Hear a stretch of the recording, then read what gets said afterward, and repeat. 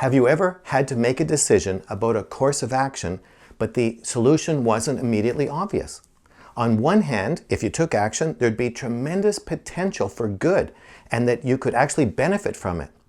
But on the other hand, you're afraid that you could fail, be embarrassed, or lose money. Or another situation is something happens around you and you have to respond to it. On one hand, you could shrug it off that it's insignificant. On the other hand, you could be afraid that something about it was threatening. See, this is a good example of the conflict between fear and wisdom when you have to make a response. And they are so often butting heads when you have to make a decision.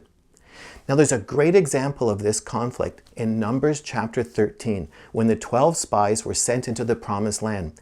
And they all came back with the same report. They agreed on the basic facts that it was a good land.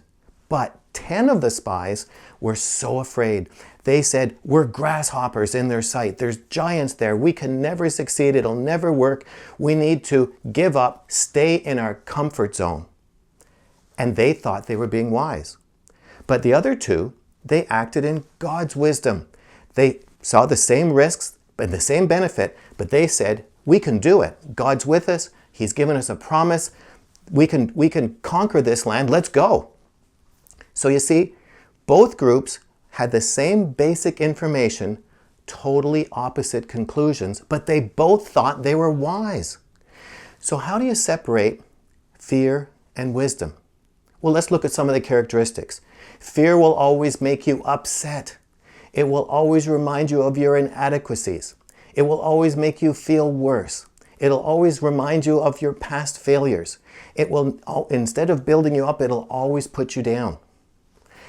But wisdom, it'll always be calming. Wisdom will ask for God's opinion. Wisdom will, that's when you trust God's ability to lead and guide you, and you're confident in your relationship with God that He will guide you. And wisdom can assess a situation even that has risks and will even caution you not to proceed, but you'll never feel put down. You'll never feel diminished by the acts of wisdom. Now you see, the bottom line is wisdom builds you up. Fear will tear you down. Now, Satan loves fear because that is his way to stop you from reaching your destiny in God. He wants to remind you of all the lies you believe about yourself, all the past failures, so that you talk yourself out of all the potential that God's calling you to.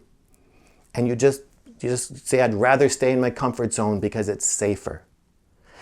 So the next time you make a decision, or you have to make a decision, choose wisdom over fear. But some of you are saying, and I've said it myself, how can I get more wisdom? I need more. Well, in James chapter 1, it says, if anyone lacks wisdom, ask for it and God will give generously. So in other words, there is a limitless supply of wisdom for you, so that you don't have to be caught in fear. You can always walk confidently in wisdom.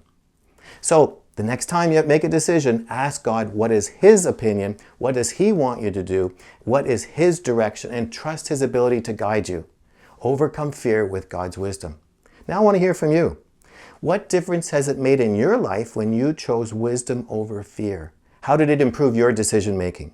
Just leave your testimony in the box below, because we want to share in your victory and it will encourage someone else. And if this is your first visit here, you need to get my free self-assessment guide.